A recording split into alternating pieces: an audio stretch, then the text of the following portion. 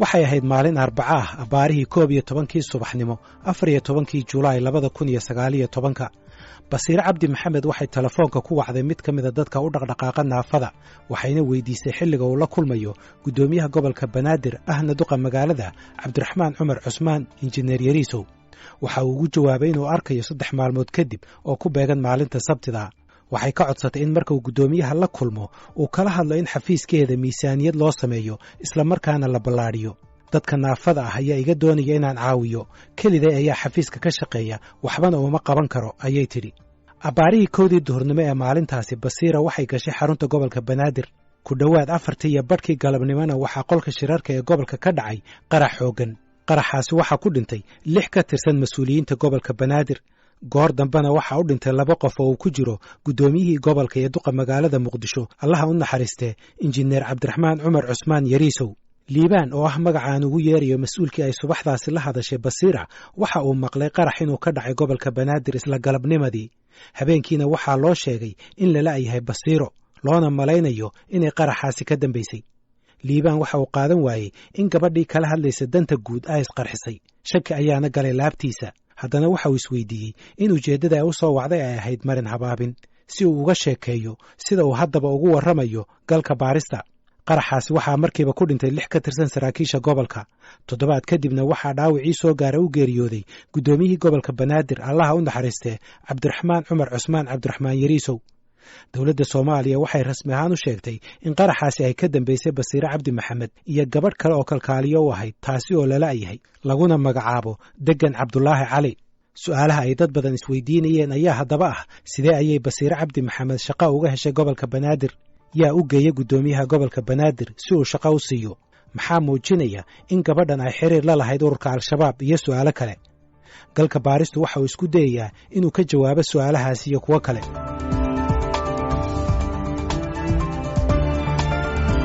bishii December 2011 Basiir Cabdi Maxamed waxay iska diiwaan gelisay iskuulka Al-Nuur ee dadka naafada ka ah aragga ay wax ku bartaan waxay xilligaasi gashay fasalka 2 waxaana la barayay farta ay wax ku akhriyaan dadka aragga la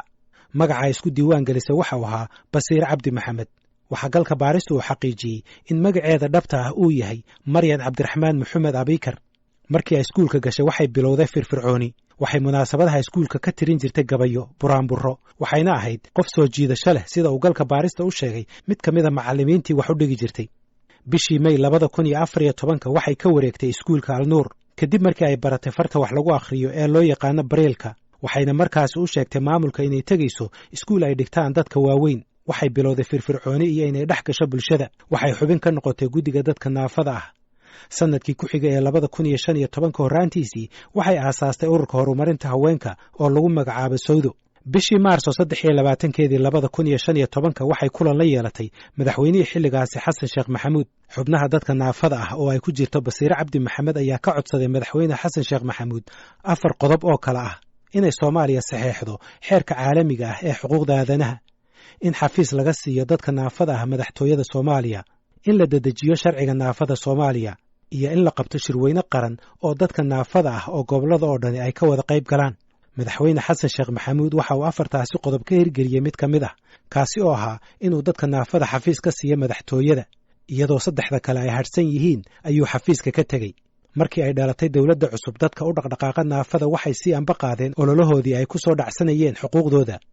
isla markii lagu dhawaaqay golaha wasiirada waxay kulan la yeesheen ra'iisul wasaaraha Soomaaliya Xasan Cali Khayre waxaana kulankaasi uu qayb ka ahaa mid uu ra'iisul wasaaruhu kula kulmayay bulshada rayidka ah iyo dad kale oo waxgarad ah kulankaasina waxa uu dhacay bartamihii 2017 waxa ay shirkaasi ugu sheegeen ra'iisul wasaaraha inay doonayaan xaqooda inay ka helaan dawladda cusub iyo gobolka Banaadir sida uu sheegay mid kamid ah mas'uuliyiinta naafada oo shirkaasi joogay bishii Juulaay ee sanadkaas iyadoo la daba socdo kulankii xafiiska ra'iisul wasaaraha waxa mas'uuliyiinta naafada ay kulan la yeesheen wasiirkii warfaafinta injineer Cabdiraxmaan Cumar Cusmaan kulankaasi oo ka dhacay xarunta wasaaradda warfaafinta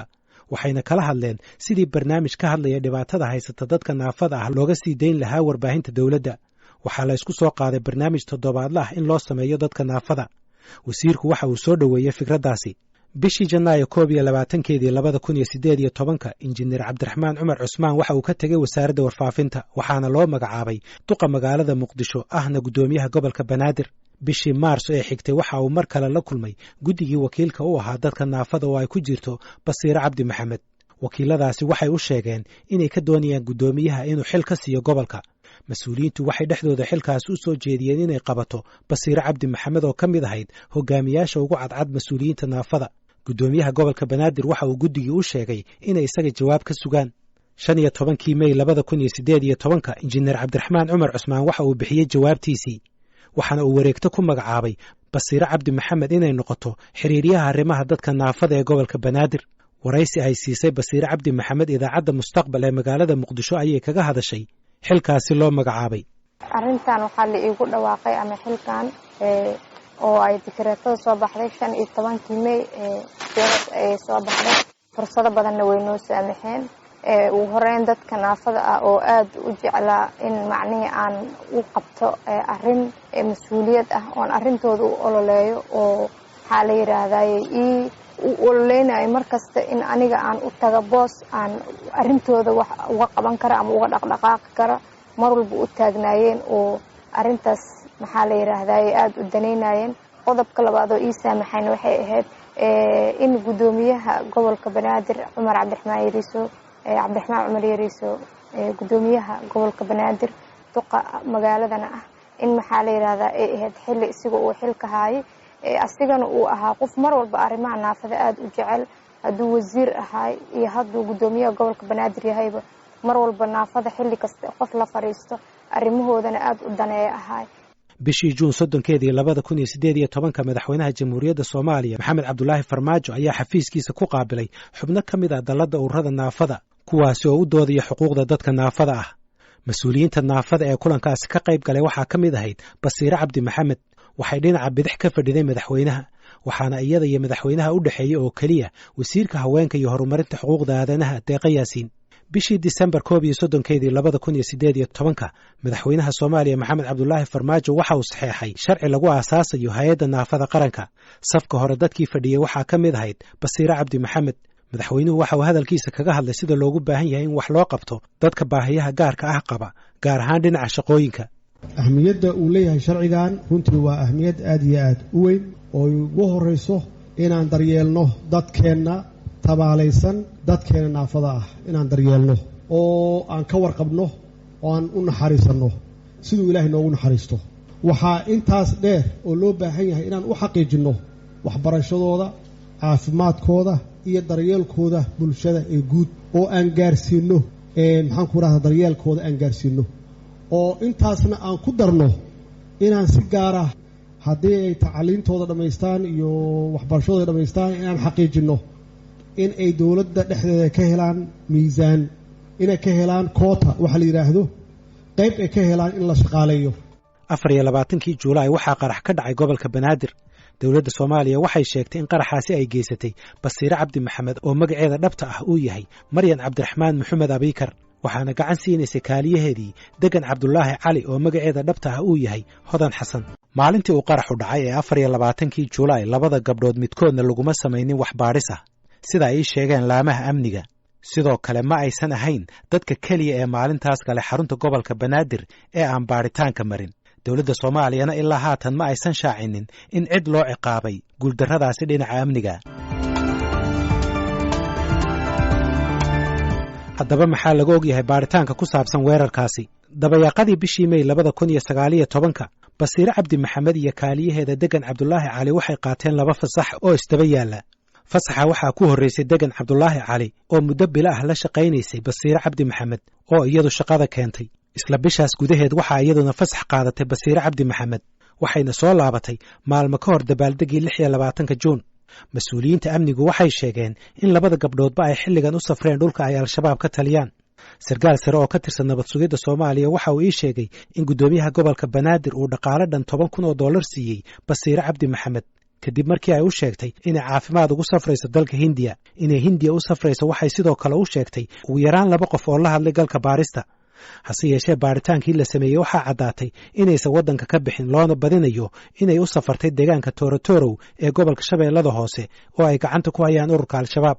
Basiire markii ay fasaxa ka soo laabatay waxay si weyn ugu dadaashay inay ka qayb gasho munaasabadihii xorriyadda ee 26 Juun iyo 1 Juulaay. mid ka mid a saraakiisha amnigu waxa uu ii sheegay inay ka qayb gashay munaasabadii hore ee 26 Juun waxaan weli caddayn inay ka qayb gashay munaasabadda labaad ee 1 Juulaay sidoo kale waxaan weli sugnayn inay doonayso inay bartilmaameedsato madaxweynaha Soomaaliya oo ka qayb galay labada munaasabadoodba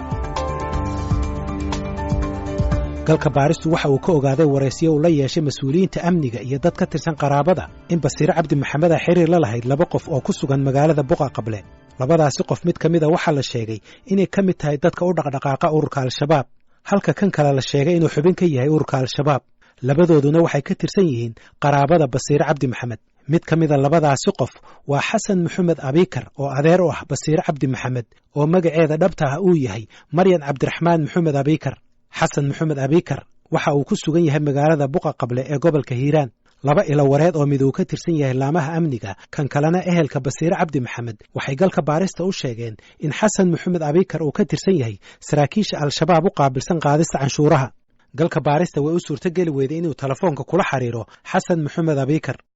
sidoo kale laba ka mid ah ehelada Basiir waxay galka baarista u sheegeen in hooyadeed lagu magacaabo Faadumo Cali Abikar ayna ku magac dheer tahay Shiino waxay ku nooshahay magaalada Buqa Qable ee gobolka Hiiraan oo ay gacanta ku hayaan maleeshiyada ururka Al-Shabaab labadaasi qof waxay sidoo kale galka baarista u sheegeen in hooyadeed ay ka mid tahay dadka u dhaqdhaqaaqa xarakada sida ay hadalka u dhigeen una abaabula taageerada dumarka iyo ururinta taakulaynta mid ka mid ah ehelada Basiir waxa uu galka baarista u sheegay in hadda ka hor Basiir uu soo doonay in ay isku barteen magaalada Muqdisho balse hooyadeed ay diiday iyadoo ku adkaysatay inuusan gabadheeda guursanayn nin aysan ka soo ureyn rasaasta mujaahidiinta sida uu hadalka u dhigay qof saddexaad oo ka mid ah ehelka Basiir Cabdi Maxamed wuxuu galka baarista u sheegay in hooyadeed ay ka mid tahay dadka naafada ka ah dhinaca aragga mar aan weydiiyey hooyadeed inay u dhaqdhaqaaqdo ururka Al-Shabaab waxa uu ku jawaabay deegaanka dadka jooga haddii aysan saameyn ku lahayn waxba kuma ogi Basiir aabaheed Cabdiraxmaan Maxamed Abikar waxa la sheegay inuusan ku noolayn dhulka ay ka taliso ururka Al-Shabaab isla markaana uusan qayb badan ku lahayn nolosha iyo duruufaha qoyska ku nool Buqa Qable galka baarista waxa uu helay xiriirka aabaha Basiir Cabdiraxmaan Maxamed Abikar hase yeeshee lagama jawaabin telefoonkiisa galka baaristu waxa kale oo la xiriiray xubin kale oo ka tirsan ehelka oo ii sheegay sidan qoysku shaqada gabadha kuma ogeyn sidoo kale laguma ogeyn inay urur ka tirsan tahay dhacdadan waxay ahayd wax hal mar ah oo aan annaga oo dhan aad ula yaabnay qoysku ma oga inay Al-Shabaab ka tirsanayd ilaa haatanna ma hayno wax caddaynaya inay Al-Shabaab ka tirsanayd waxaan weydiiyey su'aal ahayd inay xiriir la lahayd dad ka tirsan Al-Shabaab iyo in kale waxaana uu ku jawaabay maya wax iyada u qarsoon ma ogaan karno laakiin annaga qoys ahaan waxaan ku ogeyn ma jirto mas'uuliyiinta dawladda Soomaaliya waxay ii sheegeen in weli ay baaritaan ku wadaan sidii uu qaraxaasi u dhacay hase yeeshee ilaa haatan dadka la xiray su'aalana la weydiiyey waxaa ku jira Cabdulaahi Cabdiraxmaan Maxamed oo xiran muddo 50 maalmood ah Cabdulaahi waxa uu la dhashay Basiir